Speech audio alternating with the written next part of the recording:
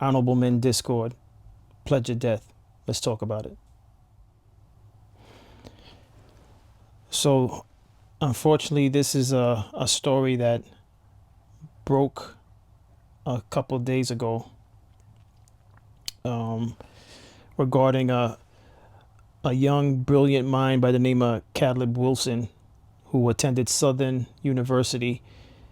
And he was also allegedly part of part of a band called the Jukebox. So he, as you see in the picture on my side, he was part of a band, and he was known to travel whilst being a band member. He traveled to perform. But in addition to that, very smart guy, young man, mechanical engineering he was in school for. And he passed away whilst pledging for Omega Psi Phi, which is the logo behind me. So it was an off-campus event, and something happened. It wasn't disclosed as of yet. His friends brought him to the hospital, and he didn't make it. For those of you that are not aware of this unfortunate situation, here's the news report. Southern University student who in his short life has played music all around the world is dead after an off-campus fraternity ritual. Our Ethan Tuttle starts us off today. He spoke with students about this tragic loss. Ethan. Yeah, that's right. The Jaguar family is heartbroken today, Greg. Caleb Wilson, a member of the Human Jukebox, was in the middle of what a source tells us was a fraternity ritual off campus when he suddenly collapsed early this morning. Now, students and authorities are trying to wrap their heads around what happened. Something like this is just out of the ordinary. 20-year-old Caleb Wilson, a student at Southern University, lost his life early this morning after collapsing during what a source told WAFB was an off-campus and unsanctioned Omega fraternity ritual at a local park. There's an autopsy that's currently ongoing. We don't have much information that we can share at this particular time, but again, this is being investigated as just a death at this time. Wilson, a pledge for Omega Psi Phi, was also a member of the Human Jukebox. His family says he's played his music during trips to Cuba and Europe, and once even played with Trombone Shorty. After collapsing at North Sherwood Community Park, other students rushed him to Baton Rouge General Hospital, where he arrived unconscious and was pronounced dead. Southern University issued a statement saying Wilson was a junior majoring in mechanical engineering at the campus, and extended its condolences to his family, classmates, and loved ones. Baton Rouge police are now waiting on the autopsy report. Once that information is available from the coroner, law enforcement will have a better understanding of what happened to Wilson. In the meantime, Southern students are in a state of sorrow. It's kind of shocking because it's like you're a part of a big group. Like everybody on campus loves the Human Jukebox, even people that don't go here. So for them to lose a member of the band, I know it's going to be hard on them. And it's not like it was, I don't know, like no gang violence or nothing. It was, it was a fraternity, so we're going to see how it play out, man. It's outside looking in, though, like I said, it's crazy to me. Usually you'll see more people, like, laughing and stuff on campus, so right now, like, the mood is kind of down, and I'm just hoping, like, whoever knew him can, like, get through this and, like, we can all come back to that common ground once everything's resolved. Wilson's father is part of the security team for Saints owner Gail Benson. Miss Benson said today she is deeply saddened by the passing of a, quote, very bright young Southern University student. She went on to say she has a deep and personal connection to his family, with his father having worked with her for many years. Greg?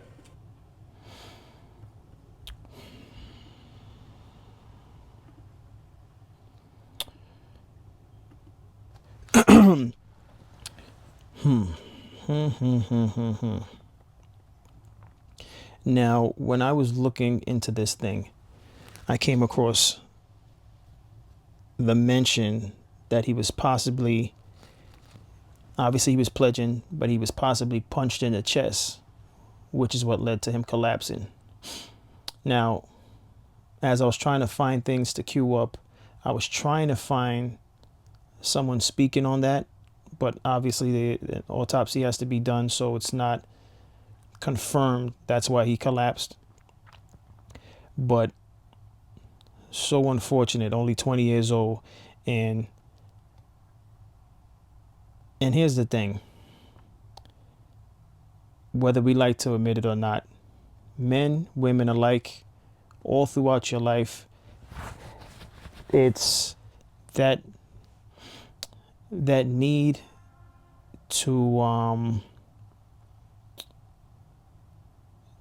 be accepted, or the need for validation. Now, and speaking of in terms of fraternities, yes, there's the benefits. You know, students oftentimes pledge because of that. It just increases your net worth. It allows you to network, right? Because when you pledge, and if you make it, in addition to whatever degree you graduate with, it opens up more doors.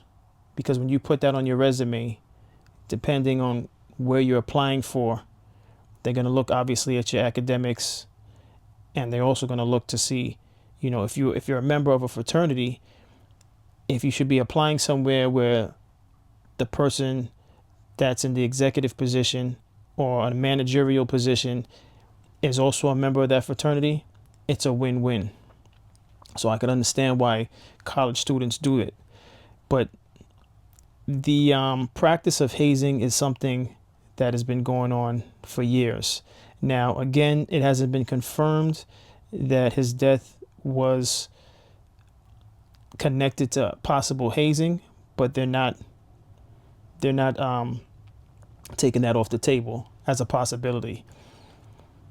But back to what I was saying about humans' need for validation or acceptance.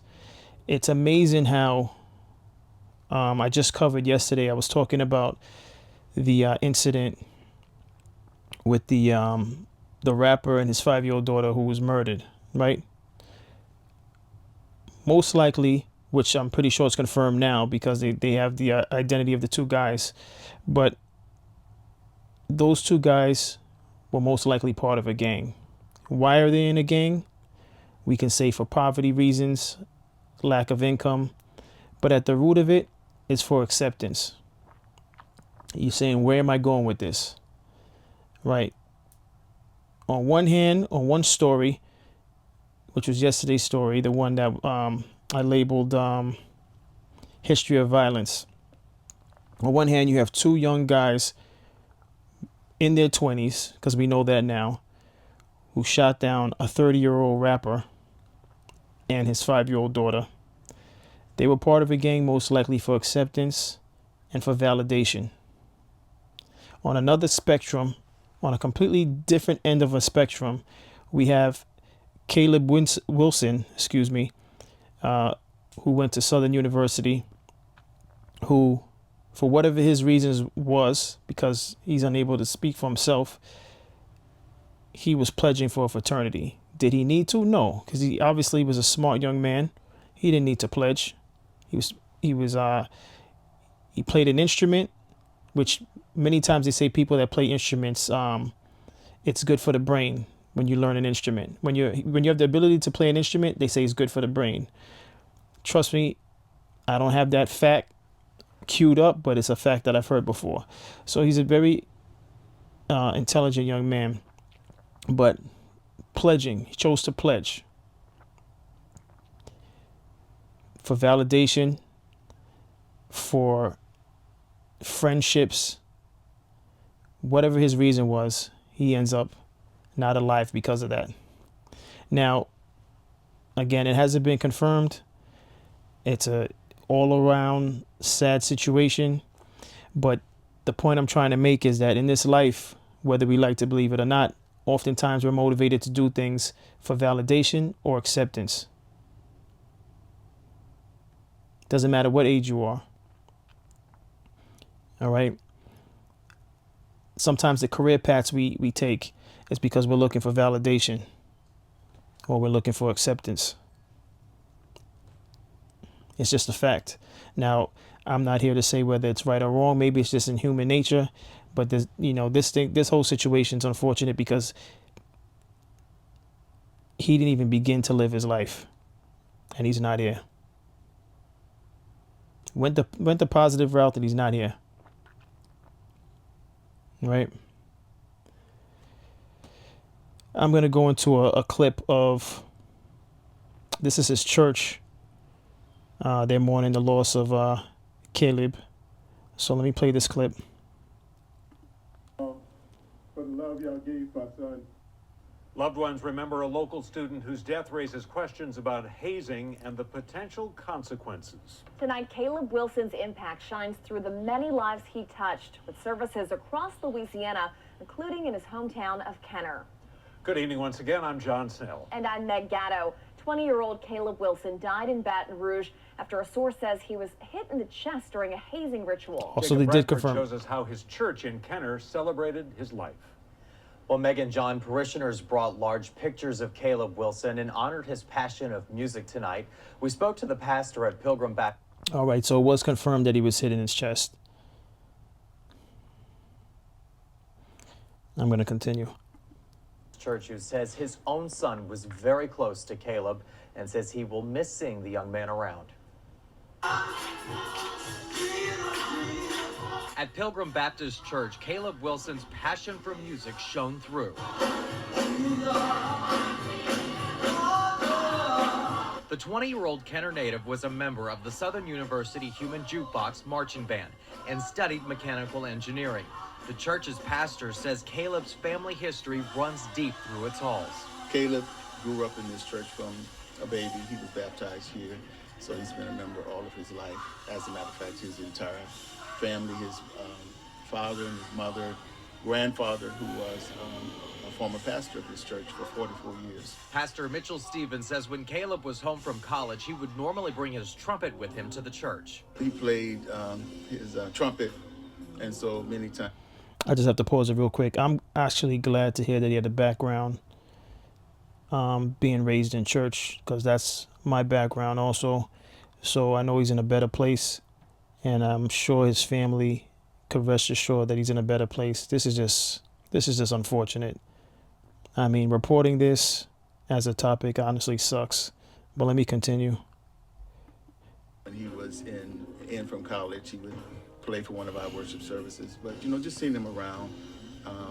So he was always at my house, or my son was at his house. So just missing the closeness of our families. His mother and father were both surrounded by hugs and love. We need some healing, just loving up on each other, showing some fellowship with each other. Last week, Caleb died after what is being investigated as a hazing incident, allegedly at a warehouse off campus. He died after a source says fraternity members struck him in the chest, causing him to collapse and have a seizure. But his pastor says Caleb's light still shines bright, even though he is not here physically anymore. Actually, I'm theming tonight as a bright light, and he was a bright light to this church, this community. So, just an all-around good guy.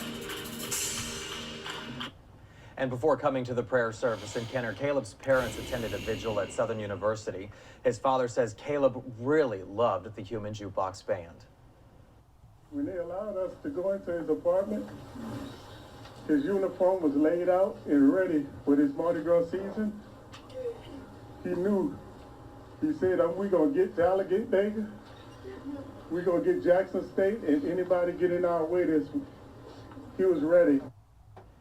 His father thanked the Human Jukebox for the support they showed Caleb, and friends gave Caleb the nickname Cheese because of his smile and how he made others smile too. John?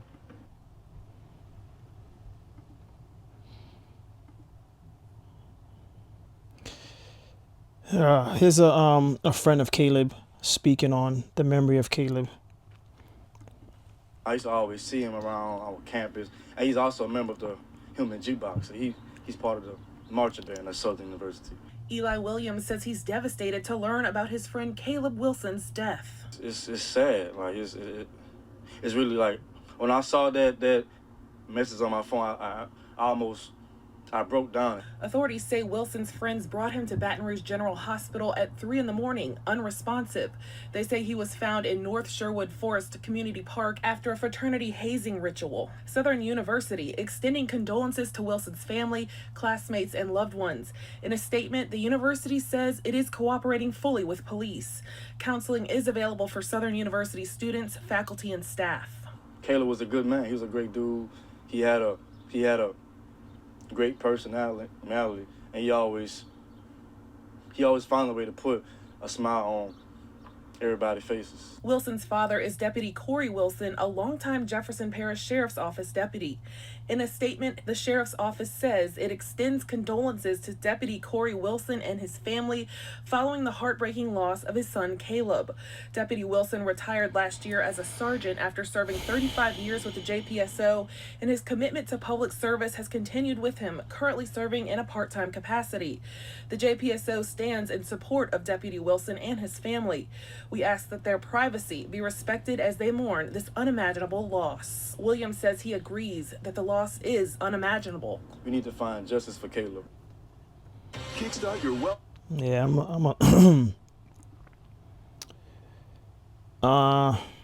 just one more clip. I'm at a loss for words with this episode. This episode seems too, it's too sad. I'm almost wondering why I chose to actually cover this topic. Excuse me for saying that, but I say that with all due respect to Caleb and his family. But this is a definite downer.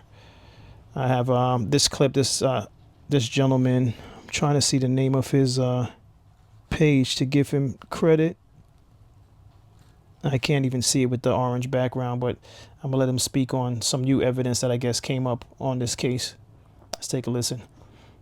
So just a quick update on the Caleb Wilson story. So I'm finding out and reading that the warehouse where essentially the alleged act of the hazing occurred with the Omega Psi Phi over at Southern University, it was an off-campus situation, is co-owned. Okay, that warehouse is co-owned by a councilman of East Baton Rouge. Okay, so a councilman East Baton Rouge, his name is Cleve Dunn Jr., who is apparently not a member of Omega Psi Phi. However, what's intriguing even more, first of all, Cleve Dunn Jr.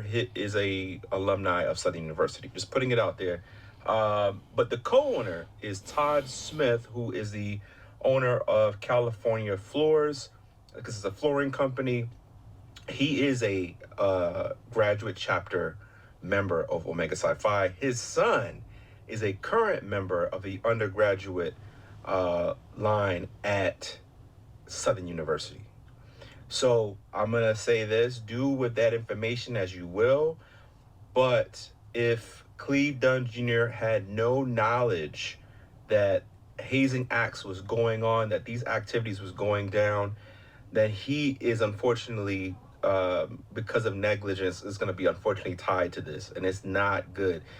When things like this happen, when hazing happens and stuff actually comes out, it's not just one person that's affected and that's it. Unfortunately, we have a tragic loss of life with Caleb Wilson, but the dominoes start falling in other areas, especially with this situation, unfortunately.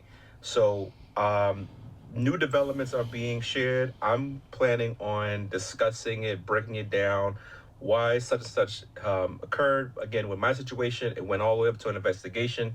So I already know how this process goes. I already know how this is going to work. Investigators are still on it, but there's a lot that's coming out, and I'm willing to bet that this it's going to be a negligent lawsuit situation. It's going to be a hell in terms of that, between, again, the off-site area where it's located, and if they had the insurances, all that stuff we're waiting on. We're also still waiting on the forensic information, which I want to break down once that is released. Hey, there's so much to unpack here, so stay unplugged with me. Go ahead and subscribe. Don't go anywhere. You don't want to miss any video that I have to share, because I have. All right, I'm gonna stop that there. Cultured Unplugged. I think that's what it says. So I'm gonna give Culture Unplugged his credit. Subscribe to his page for more information on this unfortunate incident. But how about we just stop those practices, period, across the line with fraternities and sororities? If they're doing that in sororities, let's just stop that practice altogether. You're in college for the first reason. The main reason you're in college is for your education. You know, the fraternities are a great addition, as I mentioned earlier, but it shouldn't be to the point where you're risking your life to be part of a fraternity or a sorority. This is just, and I know these things don't happen that often, but they shouldn't happen at all. Shouldn't happen at all. And again, when I made the comparison to the two murderers that killed the 30-year-old rapper and his 5-year-old daughter, it's, you know, it's a known fact that for some gangs you get jumped into a gang, right? You get jumped into the gang to be in the gang because you have to show that you're tough. You know, it's like a 1-on-5 or how many people they have. It's never a 1-on-1. You get jumped in, but you gotta hold your ground for as long as you can, for however minutes, to be accepted, because they need to know that you're tough. But isn't it ironic that that's the initiation for a street gang? But then now you find yourself on a college campus, off campus sometimes, as in this situation, and you're going through something called hazing. There's different terms. Do you see the semantics that we use in life? You see how it's the similarities of what we go through for validation, acceptance. And again, you know, we play semantics with the words because Caleb was in a university, right? He was already part of a band, definitely a smart young man, mechanical engineering student. But here he is trying to be in a fraternity, and he's practically going through something similar. Now, we don't have the footage of what he endured, but we do know that there was a blow to his chest. Now, it's not quite being jumped in like a street gang, but what exactly are we doing? What are we doing? Where's the difference? Where is the difference? Explain this to me. And don't say, oh, wait, one person probably punched him in the chest. What are we doing? Why are these the reasons to qualify? Now, in a street gang, that's something totally different. They make sense of that, how they make sense of that. But we're talking about a college student here. We're talking about a college student that should be alive right now. What are we doing? And that clip that I just played, he was basically talking about, that gentleman was talking about basically who's going to be accountable for his death on that off-site, off-campus premises. That's like irrelevant to a family.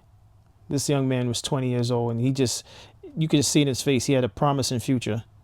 Looks like a great kid, honestly, just by looking at his picture. And I'm one who could tell, like, I'd like to believe I could tell just based off of photos or my first time meeting someone, whether or not they're someone of quality. And I'm just looking at this photo and it's like clean cut. Yeah, this is just ridiculous. It really is. I don't even know what else to say. But for those of you watching this video, just understand that in this life, whether you like to believe it or not, sometimes we like to believe that we're innovators and we do that we're independent of everybody else's I guess social norms. But the truth is, whether you're in the streets, whether you're in college, you find yourself doing similar things, looking for validation and acceptance.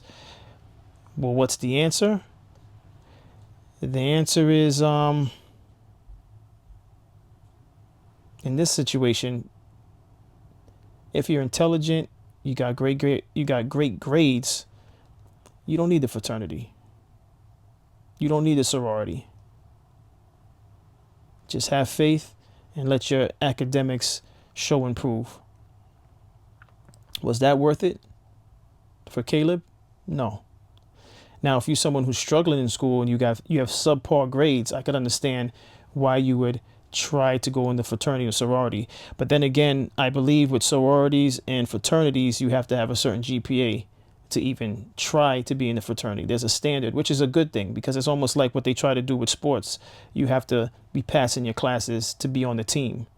So I don't know. This is not it. It wasn't worth his life. That's my take on it. I don't really have anything else to add to it. It's horrible. But that's all I have for today.